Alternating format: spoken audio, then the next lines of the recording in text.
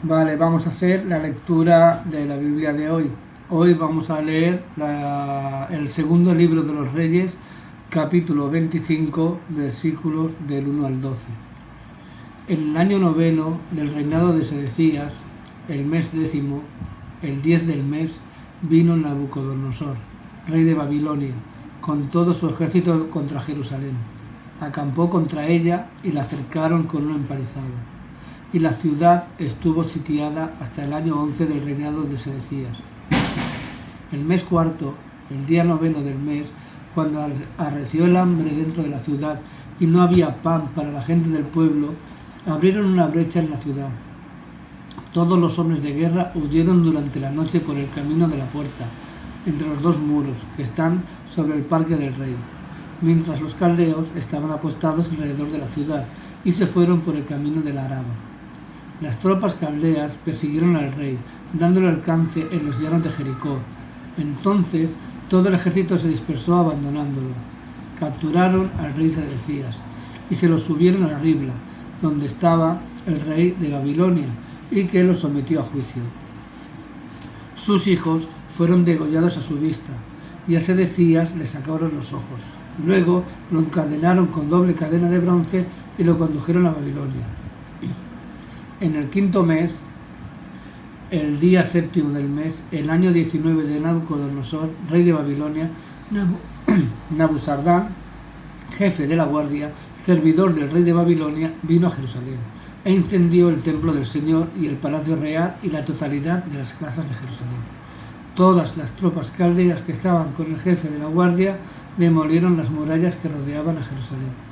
En cuanto al resto del pueblo que quedaba en la ciudad, los desertores que se habían pasado el rey de Babilonia y al resto de la gente los deportó Nabuzardán, jefe de la guardia. El jefe de la guardia dejó a algunos de los pobres del país para viñadores y labradores. Pues otro ejemplo más de cómo castigó Dios a Sedecías, que era el rey de Jerusalén, pues seguramente, o casi al 100% seguro, porque no siguió las leyes y órdenes y mandatos de nuestro Señor Dios. Entonces Dios pues lo castigó pues haciéndole que le pasara lo que le pasó y que el rey de Babilonia pues conquistara su pueblo, Jerusalén. Estoy mal de la garganta. Ahora voy a leeros el Evangelio. En esta ocasión es de San Mateo 8, capítulo 8, versículos del 1 al 4. Al bajar Jesús del monte, lo siguió mucha gente. En esto se le acercó un leproso, se arrodilló y le dijo: Señor, si quieres puedes limpiarme. Extendió la mano y lo tocó diciendo: quiero, queda limpio. Y enseguida quedó limpio de la lepra. Jesús le dijo: no se lo digas a nadie, pero ve a presentarte al sacerdote y entrega la ofrenda que mandó Moisés para que le sirva de testimonio. Pues en este vídeo yo imagino que Jesús aún no veía necesario que supieran las personas que él podía hacer todo lo que podía hacer, pero sí que le dijo para que fuera el sacerdote para que dar testimonio a lo que es la gente religiosa de que había una persona, en este caso él, que podía hacer esas cosas y que venía como en nombre de Dios, del Padre. Algo así tiene que ser. No lo sé. La cuestión está en que hay textos muy cortitos. Tengo la garganta mal y entonces no puedo hablar mucho porque se me seca la garganta. Voy a leeros la explicación que dan aquí del Evangelio y a ver si así nos aclaramos un poquito más de lo que de lo que es y de lo que quiere decir. Estamos ante el inicio de una serie de curaciones protagonizadas por Jesús. Mateo sitúa en el capítulo anterior el Sermón del Monte y a continuación Jesús va desgranando una serie de recomendaciones y advertencias dirigidas a los que quieren ser sus seguidores. Marca diferencia con la ley vigente en una serie de advertencias señaladas, pero yo os digo, cuando baja el monte acompañado por una multitud de personas que seguían expectantes al maestro, se le acercó un leproso. La escena seguro que la hemos oído reflexionando muchas veces y es sencilla de interpretar.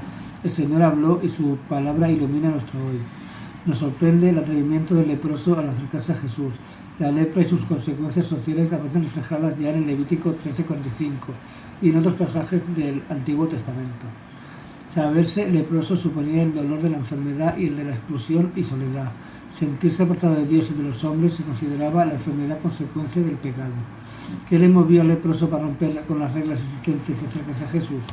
Si la palabra ilumina nuestro hoy, nos hace una llamada importante.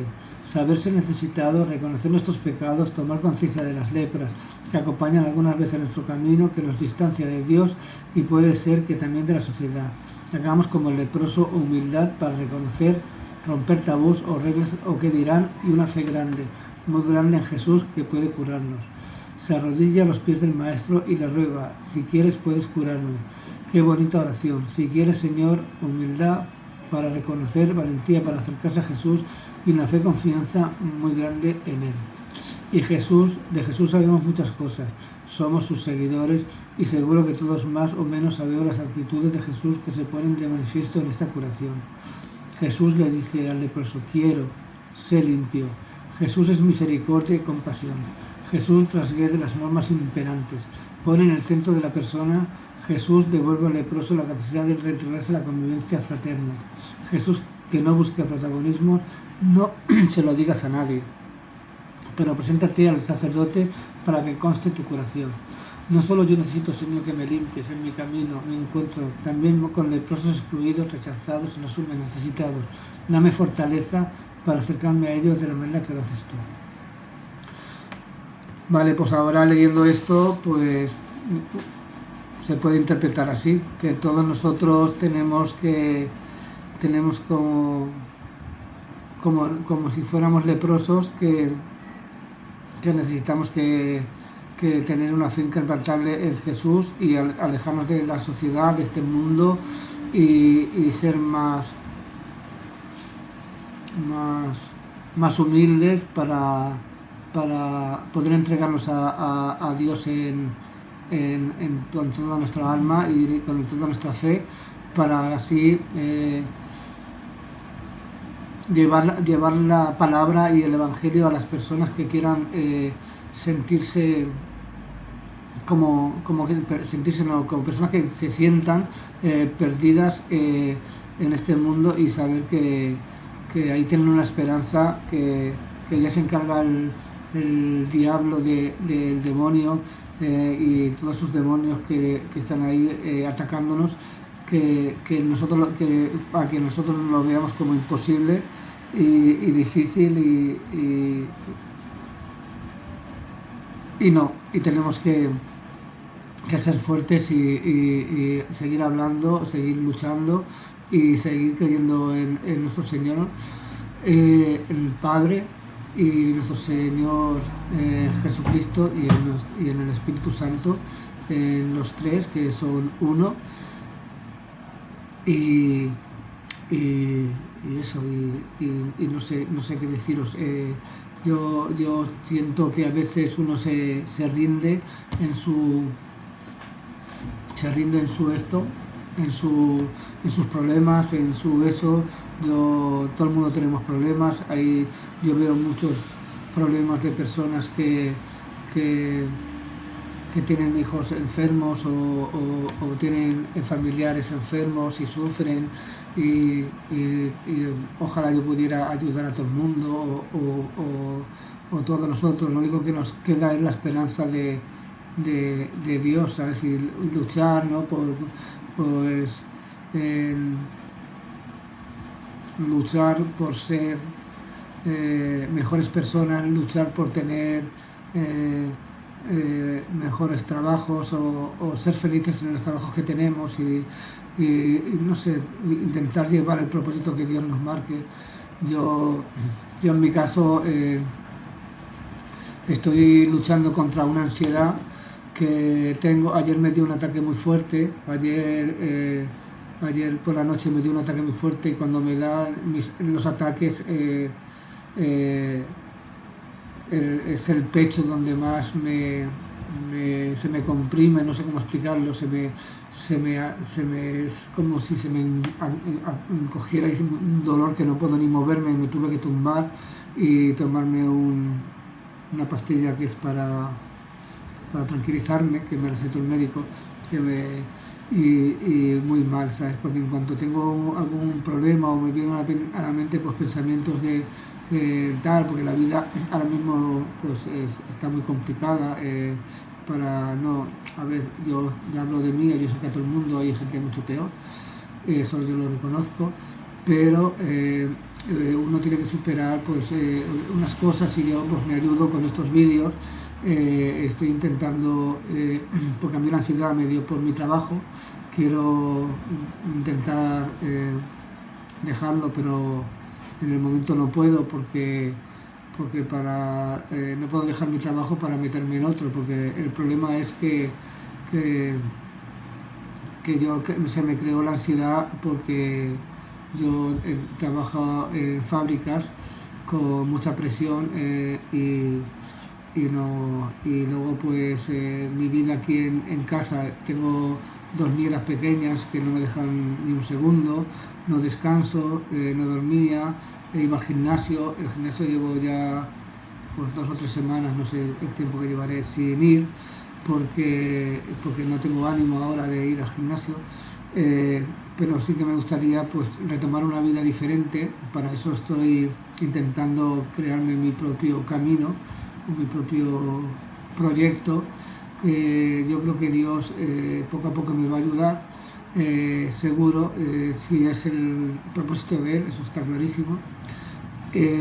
Pero también escribí un libro y al final pues tampoco resultó eso muy factible para mí económicamente, y entonces decidí hacer unos vídeos leyéndolo.